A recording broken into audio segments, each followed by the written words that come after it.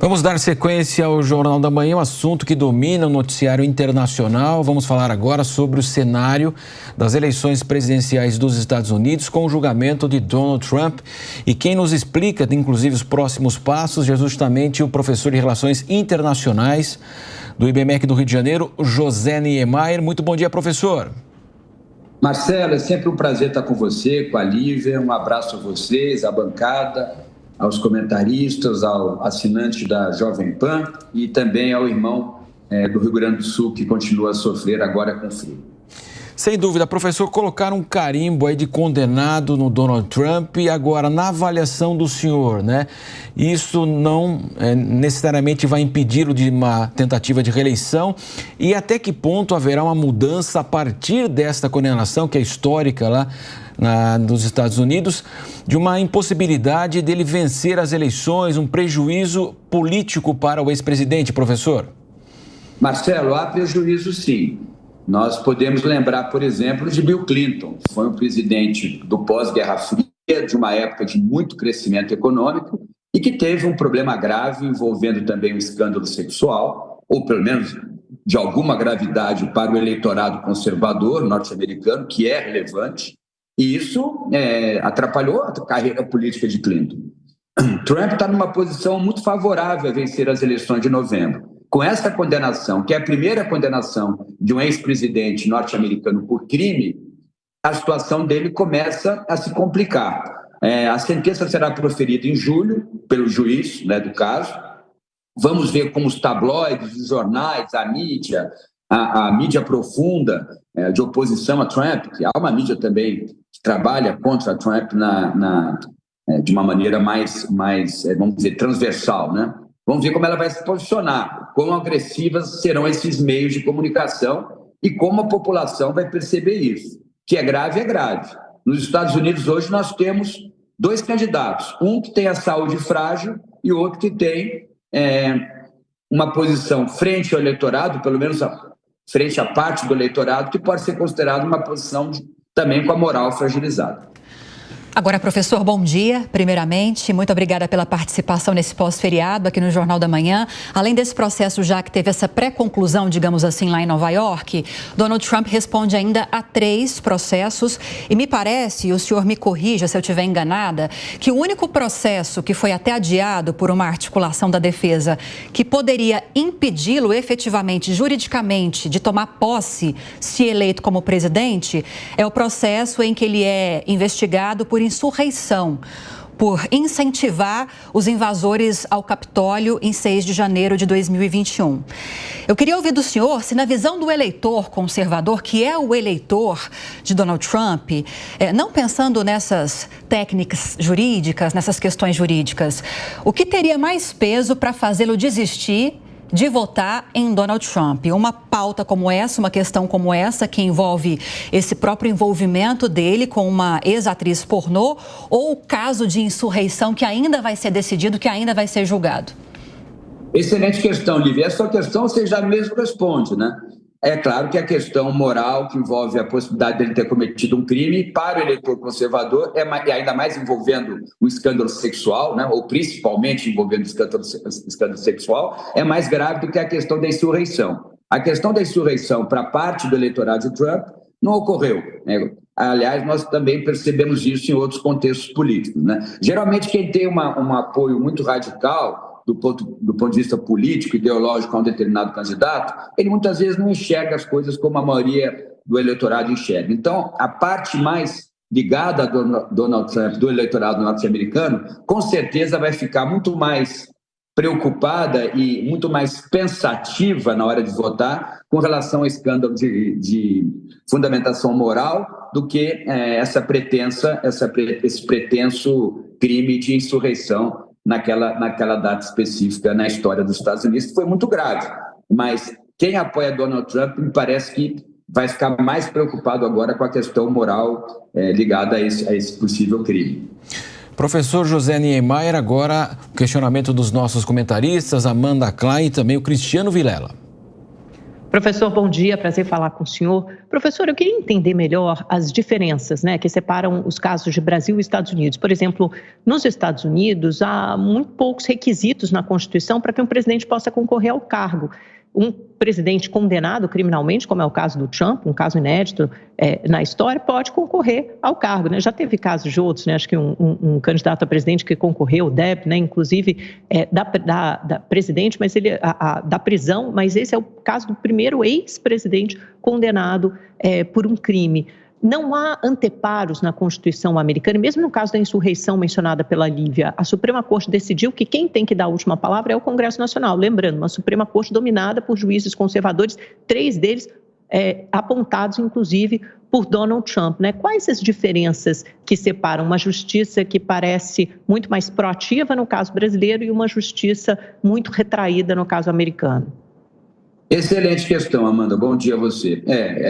Ocorre isso mesmo. A Constituição brasileira é muito mais rígida com relação aos procedimentos de uma eleição presidencial. Na minha opinião, como cientista político, e assim deveria ser nos Estados Unidos também. Lá, nós percebemos que não só aquilo que é ligado à figura do presidente, mas o próprio processo eleitoral, como nós conhecemos, é um processo muito confuso. Na minha opinião, de baixíssima transparência, né? Então, tudo isso nos mostra que nos Estados Unidos parece que há uma facilitação para você garantir candidaturas a presidente e mesmo processo eleitoral. Talvez seja o receio da própria democracia norte-americana de ocorrer algum problema durante o processo e o processo democrático ser interrompido, que para os norte-americanos também é muito grave. Mas você tem razão, as amarras constitucionais que impedem o presidente da República de ser candidato no Brasil são muito maiores. Muitos cientistas políticos também, Amanda, questionam também um exagero, muitas vezes, no Brasil, por exemplo, com a facilidade hoje de você, a qualquer momento, abrir um processo de impeachment. O Congresso abriu um processo de impeachment, a Câmara Federal, contra o candidato a presidente ou mesmo o presidente já eleito no Brasil. É verdade. Talvez a gente tenha que rever isso também. Mas é uma questão mais político-partidária da conjuntura política brasileira que nos últimos anos a gente tem visto. Mas você está certa.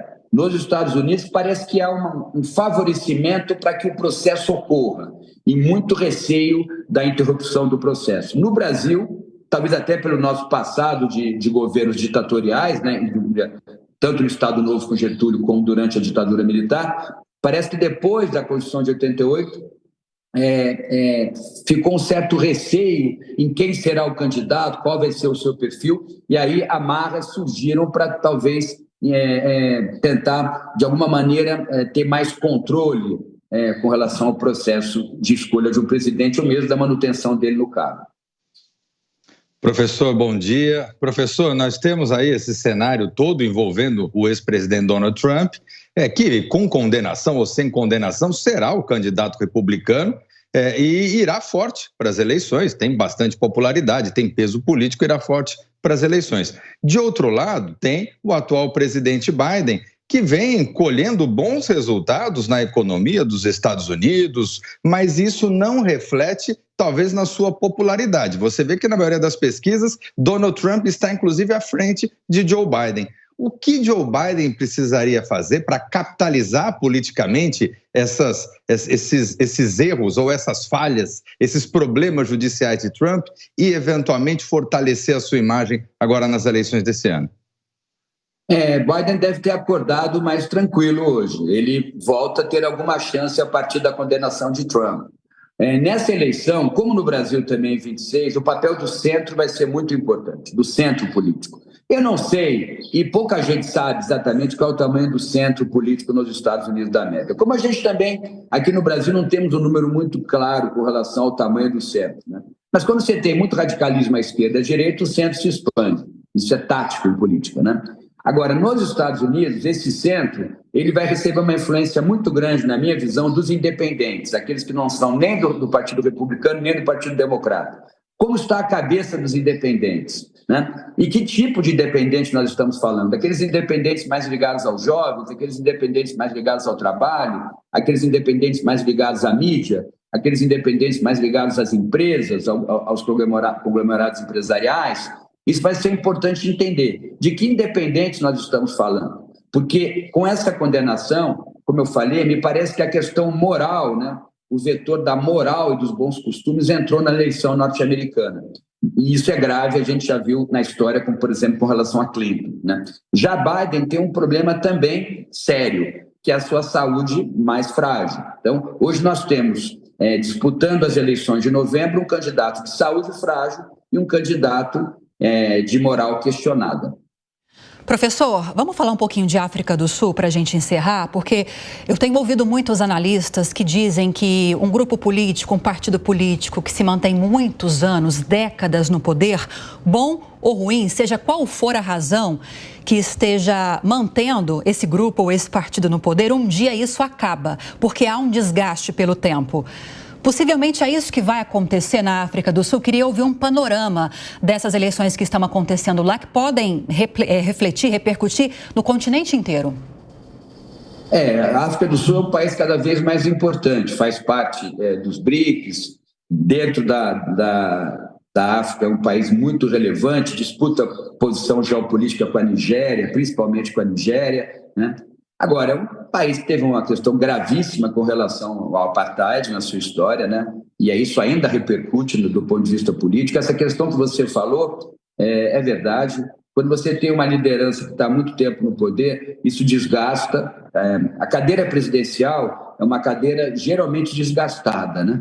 Porque outros presidentes já sentaram nela, então ela é geralmente muito desgastada. Mas quando esse presidente está há mais tempo do que o normal do ponto de vista do bom senso na política, porque é fundamental, Lívia, a gente compreender política a partir do bom senso, viu? Cada vez mais eu percebo isso. Então, o processo na África do Sul deve ter um desfecho de mudança, na minha opinião, de mudança. E isso vai acarretar, como você disse, num desdobramento importante na África. A África é um continente, principalmente a África subsaariana, né?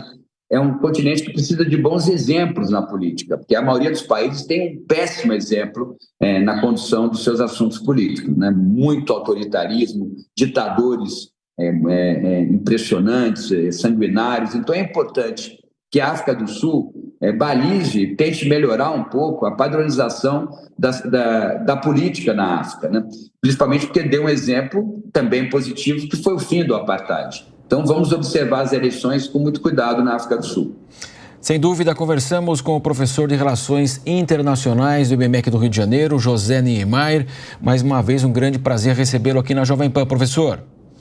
Marcelo, eu que agradeço. Um abraço a você, a Lívia, aos comentaristas, ao assinante da Jovem Pan.